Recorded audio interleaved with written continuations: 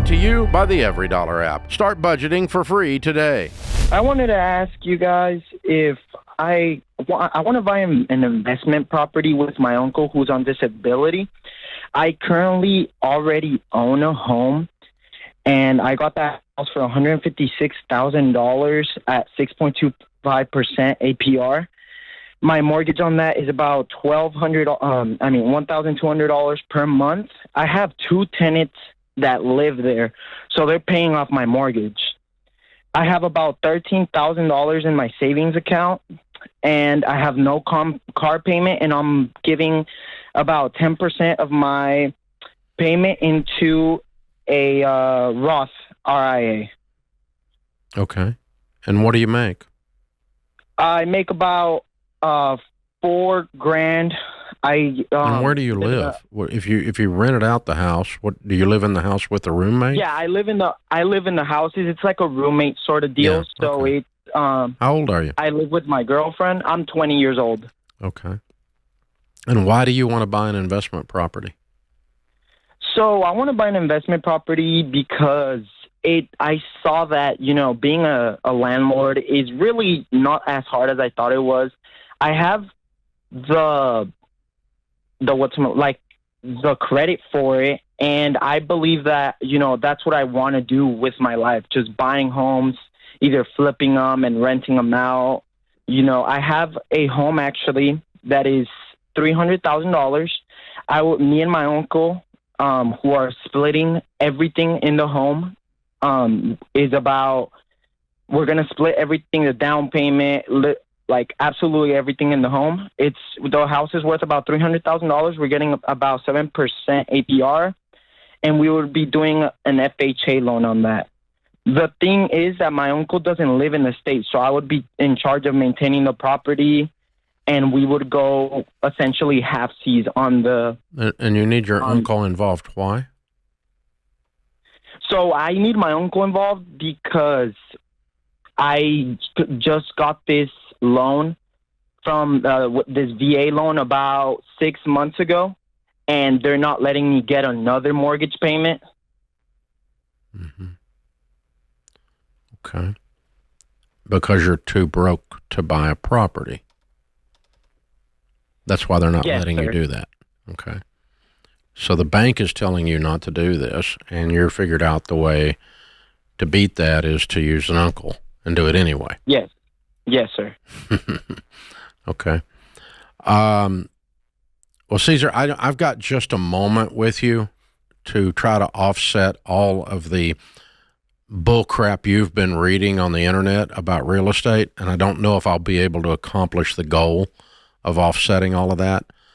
I will tell you that when I graduated from college at 22 years old, I bought my first property. By the time I was 26, I had over $4 million worth of real estate with $1 million net worth, doing exactly what you're talking about. I had co-signers. I had banks that I had talked into loaning me money. I was flipping houses, and with no money, and you got no money.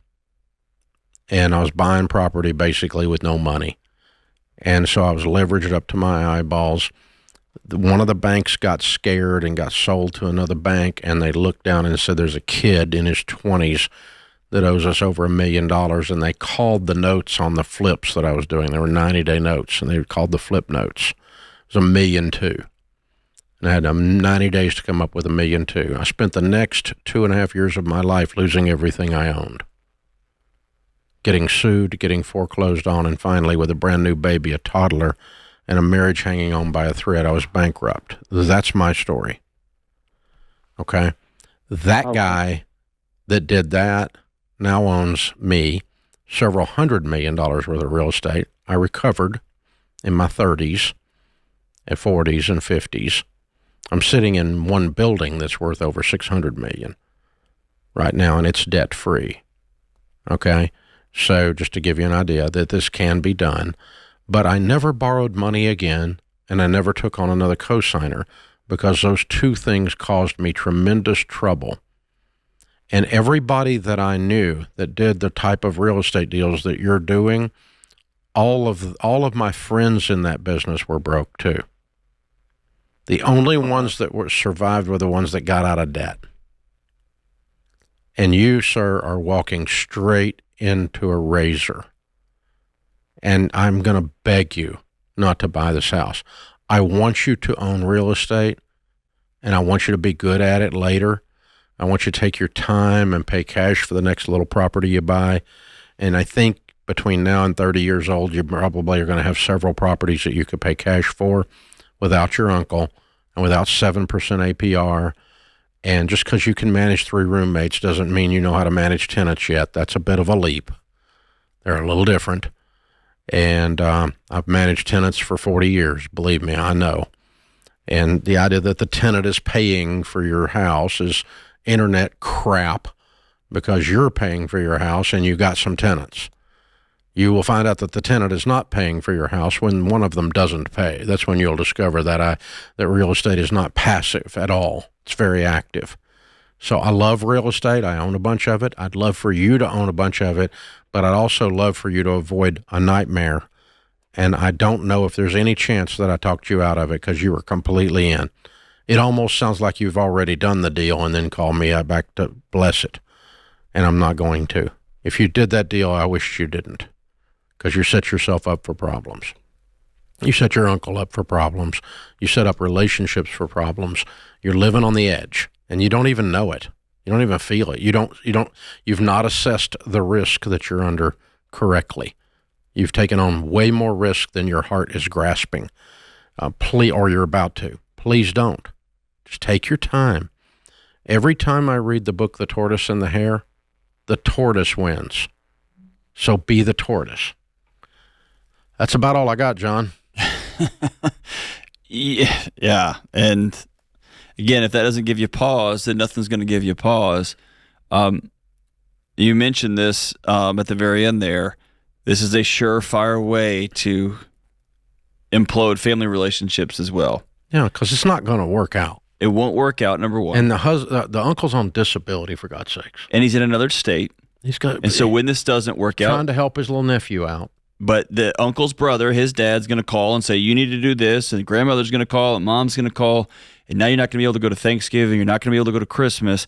Everyone always enters into these things only considering the upside, and nobody understands the risk profile. Man, spend your life studying risk, and that's where the fulcrum always has to equilibrium. I used to say it wrong. There's always another side to the fulcrum. Let me say it that way.